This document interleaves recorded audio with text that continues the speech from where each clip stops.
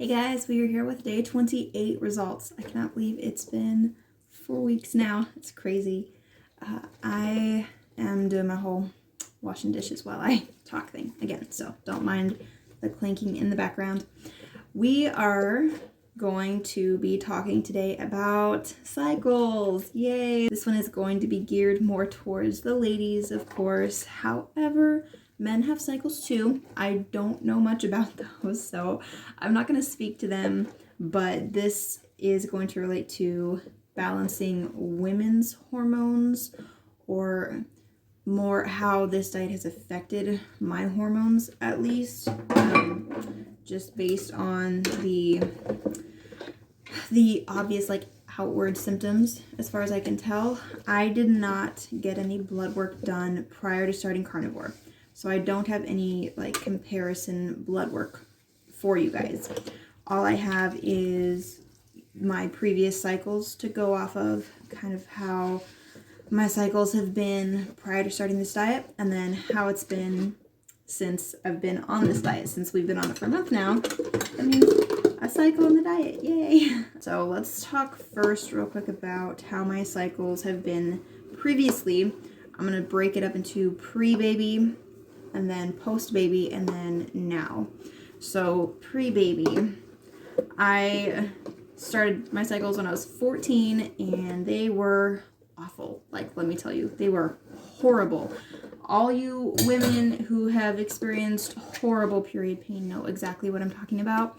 Okay, we're talking vomiting, like literally my first period, okay, it starts and then day 4 hits, and it's like out of absolutely nowhere. Okay, it's terrible. Like, I'm kind of going into detail so that the guys watching this, if you don't know how periods are, or if you don't have any women in your life who have already explained this to you, this kind of gives you an idea of what that's like for some women. Not all women, but for some.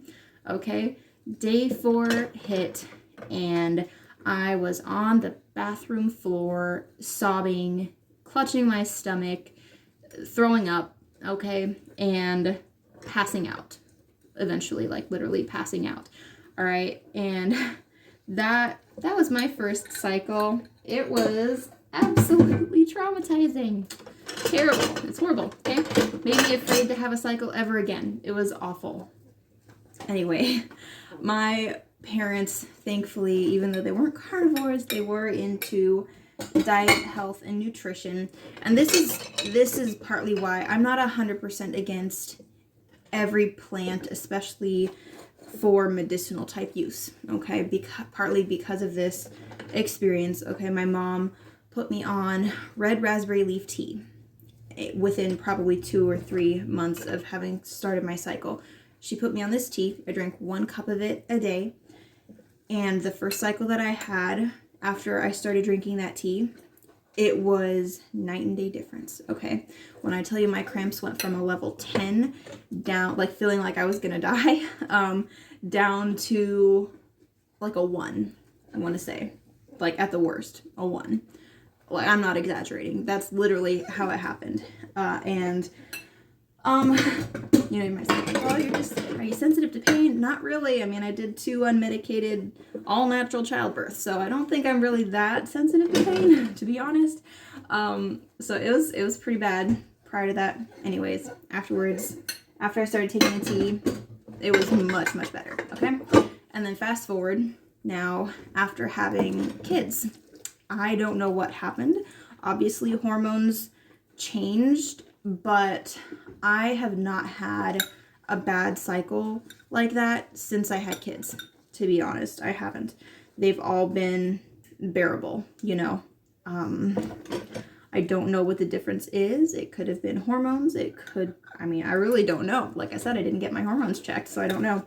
But they were bearable all of a sudden after I had kids, which was a pleasant surprise. Could be that my body was just telling me, hey, this is good for you. Your body likes having kids, so I guess that works for me, huh? Anyway, I know different women are different. Some women it probably gets worse. Some women stays the same. There's not really any difference, but for me, it got better.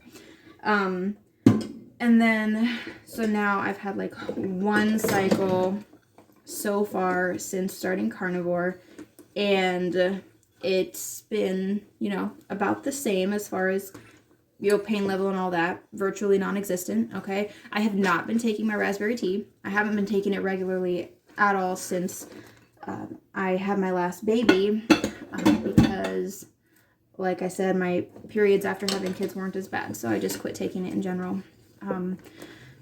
So the difference, though, that I've noticed between this cycle and every single cycle prior to now, both pre and post baby, is how many days apart they were. Always before, my cycles have been a minimum of 30 days apart, okay? I want to say I can count on one hand if I've even ever had one. I don't honestly remember ever having one, but if I did, I can count on one hand for sure the number of cycles I've had that were less than 30 days apart, okay? And I'm just going to throw out a trigger warning right now because I'm going to be mentioning loss. So if that's not something that you can hear about right now, then this probably is a good time to stop the video, okay? I experienced a loss back in August of last year, and my cycles have not been the same since, okay? So prior to that, my cycles were fairly regular. I want to say like average was like 30, 31 days apart generally. I would occasionally have one that came a little bit late, but not much. Since having my miscarriage in August, I've had a 30-day, a 35-day, another 30-day, and then a 40-day cycle, okay? And I've never had that, ever. So for me, at least, it kind of was telling me that something is not balanced with my hormones, because that's unusual, that's not normal. And I know that it can take some time following a loss for your body to, you know, recuperate, to heal, to get back to equilibrium. But I felt like 4 months was kind of a long time for that. Like, I felt like I should at least be seeing some sort of leveling out within like 3 months. And so when that 40-day cycle hit, I was like, what is going on with this? And I went to my doctor and I was like, okay, what can we do about this? And so he had me take a hormone panel to check my progesterone and my estrogen. I have not gotten the results back yet from those because I literally just finished them like last week. But as soon as I get the complete results back from that, I'll do a video about that and I will let you guys know. But so to me, the fact that this last month, my most recent cycle has been now 29 days apart, okay?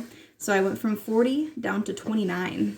And I know that mainstream doctors and, you know, medical advice is anything between 27 and, or no, anything between like 21, is it 21? Maybe 21 even.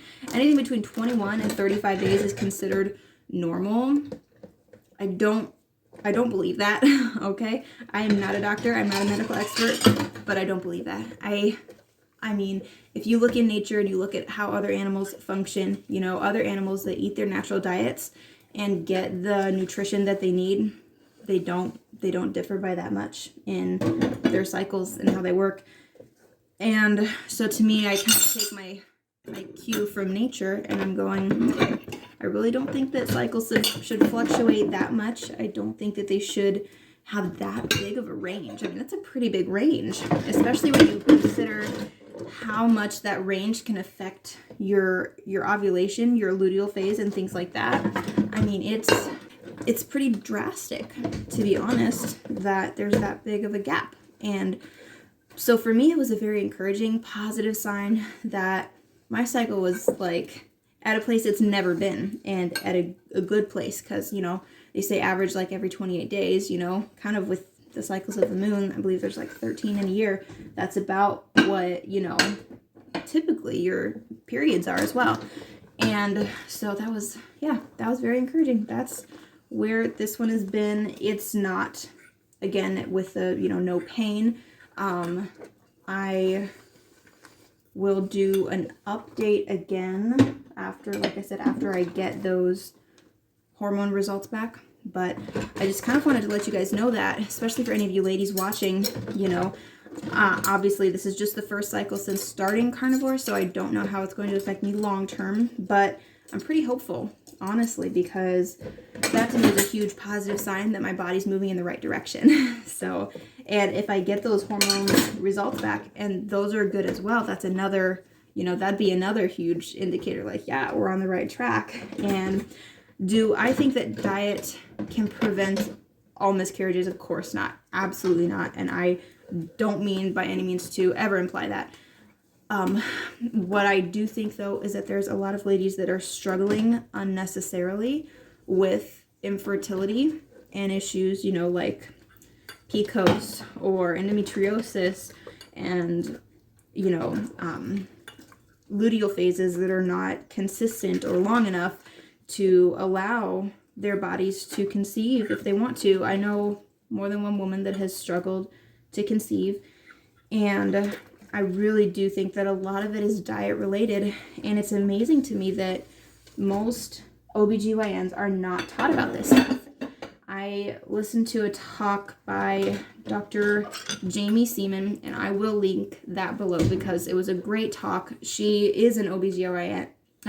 She is an OBGYN who is knowledgeable about the carnivore and low carb diet style, how it affects the bodies, women's bodies in particular, and she has seen for herself the positive results that have come from switching to this way of eating. So I'm sharing all of this because any women out there, I just really feel strongly that there are answers to these problems and that there are ways that we can help our body to do exactly what it was designed to do. So yeah, our bodies are pretty smart. You give them what they need and they're gonna do what they need to do in general. Like, it's not a perfect world. There's, no system is completely perfect, including human bodies. There's always something, I don't think that there's a diet that will fix every ailment, okay? But I do think that there's a diet that will help the human body respond better to any ailment that it comes across. So I will keep doing my best to advocate for that way of eating, and I will keep doing my best to put information out there. I'm going to call that good. I'm going to have to rinse now, so it's going to be loud, and I'm going to get going. Bye, friends. Hope you all have a great one.